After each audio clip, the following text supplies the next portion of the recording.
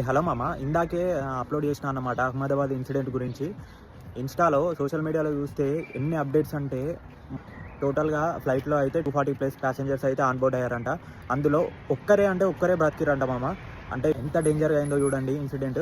చాలా అంటే చాలా ఫ్యూయల్ అందులో ఎక్కువ ఉండడం వల్ల ఎక్స్‌ప్లోజన్ అయితే చాలా డేంజర్‌గా అయిందంట. ఇందులో 53 బ్రిటిషర్స్ ఉన్నారంట, 1 కెనడియన్ అండ్ ఆల్సో కొందరు పోర్చుగీస్ ఉన్నారంట. అలానే ఎక్స్ సీఎం విజయ్ రూపానీ కూడా ఉన్నాడంట మామ. చాలా అంటే చాలా బాగా అనిపించింది మామ. ఒక్కొక్కటి ఇన్‌స్టా ఓపెన్ చేస్తే ఒక్కొక్కళ్ళు పాపం. అలానే దీనికి టాటా గ్రూప్స్ వాళ్ళు కంపెన్సేషన్ కూడా ఇచ్చి ఈచ్ ఫ్యామిలీకి 1 crore కంపెన్సేషన్ వరకు అయితే ఇస్తారంట. అది కూడా మంచి డిసిషన్ అనే చెప్పాలి.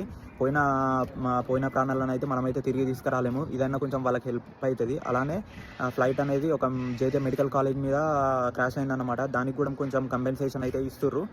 సో ఏం చేసినా కానీ పోయిన ప్రాణాలు అయితే రావు మామ. సో చాలా అంటే చాలా డేంజర్ అయిన సిచ్యువేషన్.